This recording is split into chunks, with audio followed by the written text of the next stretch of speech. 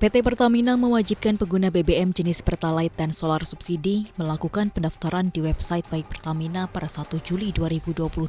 Pendaftaran kali ini hanya untuk kendaraan roda 4 terlebih dahulu.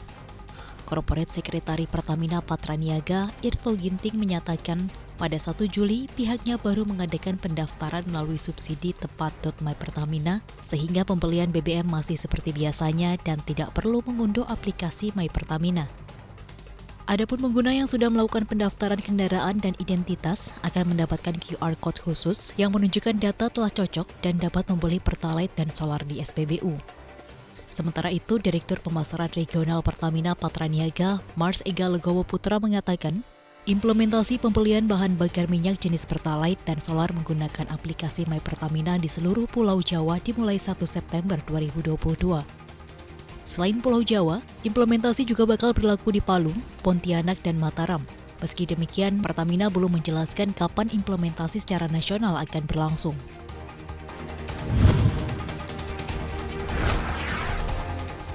Menteri Keuangan Sri Mulyani mengakui subsidi energi Rp520 triliun justru dinikmati sebagian besar oleh orang kaya.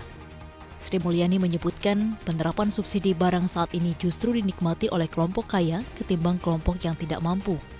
Sementara itu, menurut laporan Badan Pengatur Hilir Minyak dan Gas Bumi, realisasi penyaluran Pertalite dan solar sudah melampaui 50% dari kuota dari awal tahun hingga 20 Juni 2022. Penyaluran Pertalite sudah mencapai 13,26 juta kiloliter, sedangkan solar subsidi sudah mencapai 7,73 juta kiloliter.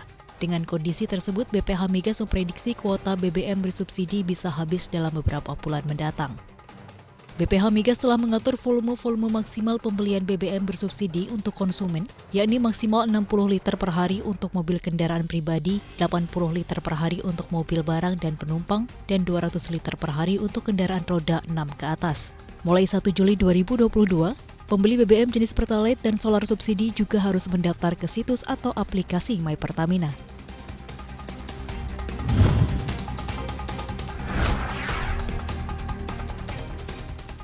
Presiden Joko Widodo atau Jokowi dan Presiden Ukraina Volodymyr Zelensky satu sikap soal blokade atas ekspor gandum Ukraina oleh Rusia. Keduanya sepakat blokade harus dicabut agar ekspor bisa kembali berjalan.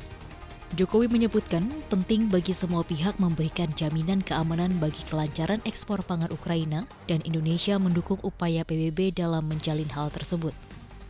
Sementara itu, Presiden Ukraina Volodymyr Zelensky menyatakan Indonesia maupun Ukraina harus melakukan upaya apapun untuk menghentikan blokade Rusia di Laut Hitam untuk meneruskan ekspor gandum. Seperti diketahui, Ukraina menjadi penghasil gandum dan meslim terbesar ke-6 di dunia dan menyuplai 10% dari pasokan gandum global. Data dari Uncomtrade mencatat Ukraina mengekspor 19,39 juta ton gandum ke seluruh dunia pada tahun 2021 dengan nilai mencapai 4,72 miliar dolar AS. Mesir menjadi negara pengimpor terbesar gandum Ukraina. Mesir mengimpor 3,4 juta ton gandum dari Ukraina, sementara Indonesia berada di posisi kedua dengan mengimpor sekitar 2,81 juta ton gandum. Nilai ekspor gandum Ukraina ke Indonesia pada tahun lalu mencapai 638 juta dolar AS.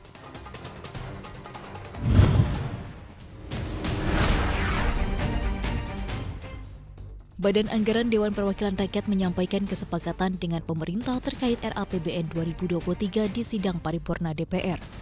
Banggar dan pemerintah menyepakati pertumbuhan ekonomi 2023 di rentang 5,3 hingga 5,9% dengan inflasi di kisaran 2 hingga 4%. Sementara itu, nilai tukar rupiah disepakati di kisaran 14.300 hingga 14.800 per dolar AS dan lifting minyak bumi antara 600.000 hingga 680.000 barel per hari. Tak hanya itu, Banggar dan pemerintah juga sepakat tingkat kemiskinan di RAPBN 2023 berada di rentang 7,5 hingga 8,5%. Pengangguran terbuka di rentang 5,3 hingga 6% dan rasio Gini di 0,378. Beberapa faktor mempengaruhi postur RAPBN 2023, diantaranya dinamika perekonomian terkini, penanganan pandemi yang membaik, dan tren pemulihan yang semakin menguat. Tak hanya itu, postur RAPBN kali ini juga memperhatikan tantangan peningkatan risiko perekonomian global akibat normalisasi kebijakan moneter dan konflik geopolitik Rusia-Ukraina.